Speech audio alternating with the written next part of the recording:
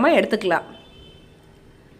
இப்போது இந்த மாதிரி தனியாக இருக்குல்ல மேட்டில், அதுக்குள்ளே நாம் சட்டை போட்ட மாதிரி இந்த மாதிரி மாட்டி விட்டுடலாம். இதெல்லாம் ஒரு வேலையா, இதெல்லாம் செய்கிறதா அப்படின்லாம் நினைக்காதீங்க. இதை மாதிரி செஞ்சு பாருங்கள்.